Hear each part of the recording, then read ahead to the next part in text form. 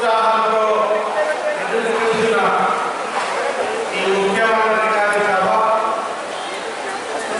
ప్రకృతి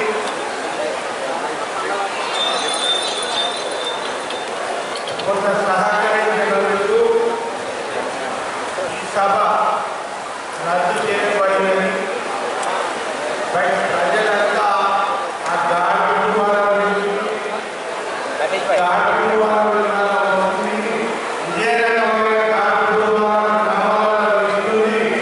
కాంగ్రెస్ తరఫున ఎక్కడ మొత్తం కాంగ్రెస్ గాడిలో గాడిలో ఆ రకంగా ప్రతి ఊళ్ళో అదే రకంగా ఉందని చెప్తా ఉన్నారు. మేమంతా ముఖ్యమంత్రి గారు ఈరోజు ఆతృతగా ఉంది.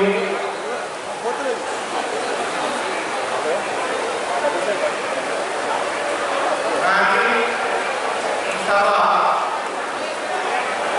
జరగలేదు. మేము ముఖ్యమంత్రి గారు కాపాడేలా సభ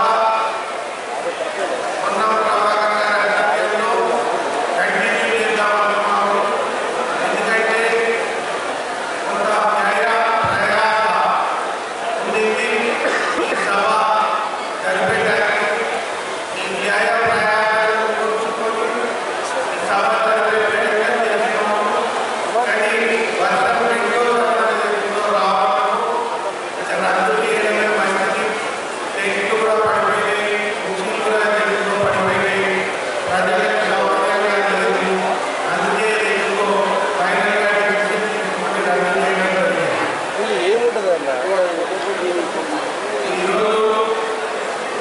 ఈరోజు భారతీయ జనతా పార్టీ చేసే విజయాన్ని ఈ సభ ముఖ్యమంత్రి గారు మా పెద్దలంతా ప్రజలకు చెప్పే అవకాశం ఉంది. భారతీయ జనతా పార్టీ ఎలాగైతే రిజర్వేషన్ రద్దు చేద్దామన్న ఆలోచనలో, భారతీయ జనతా పార్టీ ఎలాగైతే అంబేద్కర్ విగ్రహాలు మొత్తంగా తొలగిద్దామన్న ఆలోచనలో, భారతీయ జనతా పార్టీ ఎలాగైతే రాజ్యాంగాన్ని రద్దు చేద్దామన్న ఆలోచనలో ఇవన్నీ ప్రజలకు విశ్లేషణ చెప్పి భారతీయ జనతా పార్టీకి పాతాళాన్ని తొక్కాల్సిన సమయం మాత్రమే. బండి సంజయ్ గారు కరీంనగర్ నగరపాలక పనులు చేయలేదు. పనిచేసే ఆలోచనలు, ప్రణాళికలు ఆయన కరీంనగర్ ప్రజలకు అందుబాటులో ఉండడం, 3 నెలలు ఊరు విజిట్ చేయడం, ఒక్క పని చిన్న పనులు చేయకుండా పోస్టర్లు దౌర్భాగ్యంగా ఉపాధి హామీ పథకం కింద 543 ఎంపీలకు ఆటోమేటిక్గా డెవల్యూషన్ అయ్యే ఫండ్స్, ఆ ఫండ్స్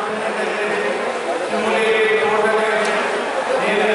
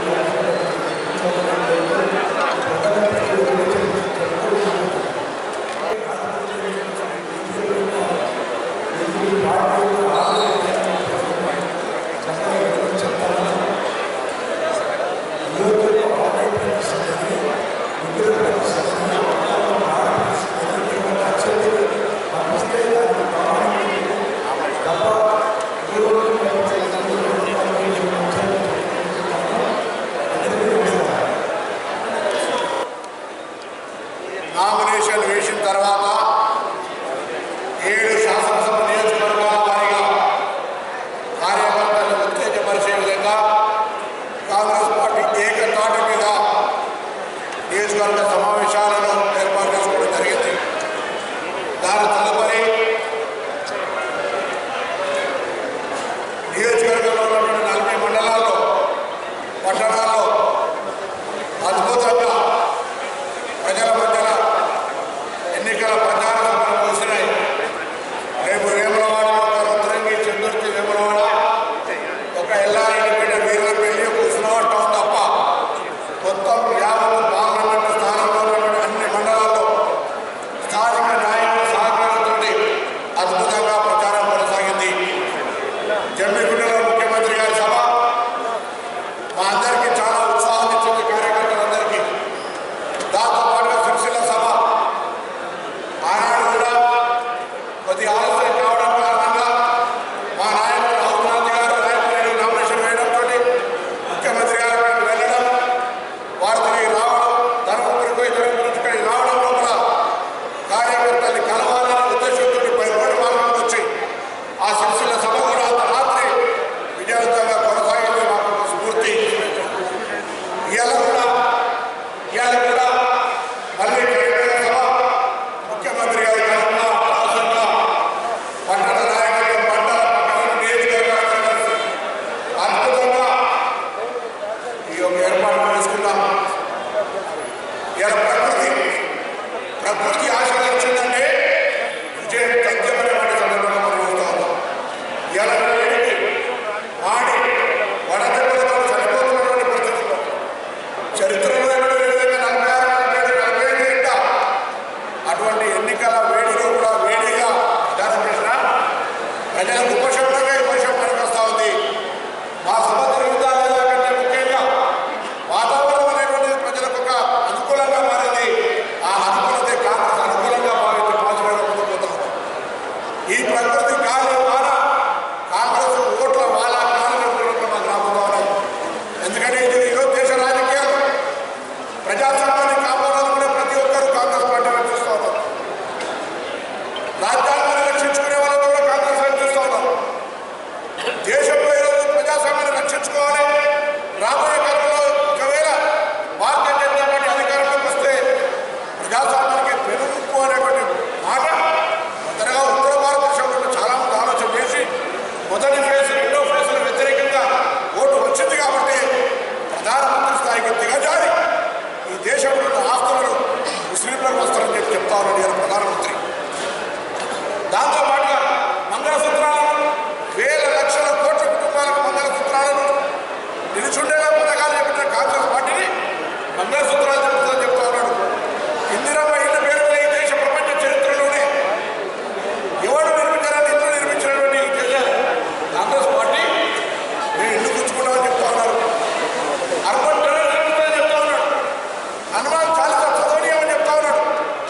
ఇటువంటి దౌర్భాగ్య పరిస్థితులకు ప్రధానమంత్రి దిగజారి మాట్లాడుతూ ఉంటే యావత్ జనం ఆశ్చర్యపోతున్నారు ఎందుకు అని.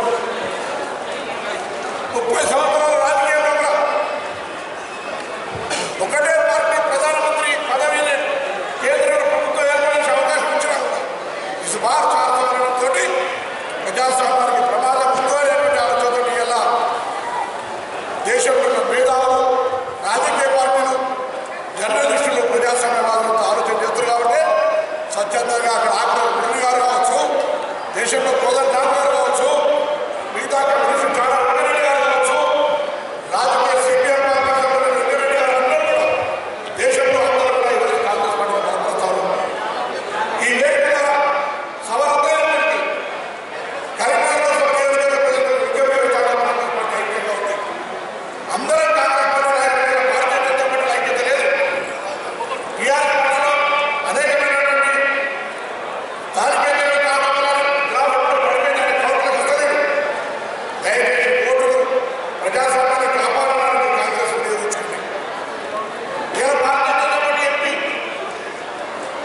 బండి సంజయ్ గారు ఇదే కరీంనగర్ వేదిక జర్నలిస్ట్ సాక్షిగా మంగళ సంక్రాంతి ఎన్నికల నామినేషన్ వేస్తున్నా చెప్పిన వ్యక్తి ఇలా లక్షల కోట్ల రూపాయలు ఖర్చు చేస్తూ ఉంటుంటే ఆర్థికంగా మేము అడిగినాం చాలా సంబంధించిన రాష్ట్ర ఎన్ఎస్సీ అధ్యక్ష పదవి అవినీతికి పాల్పడ్డారు, కరీంనగర్ పార్లమెంట్ మెంబర్లు అగౌరవించారు, అందుకే నిన్ను తీసేసి జవాబు మేము చాలా మాట్లాడాలి.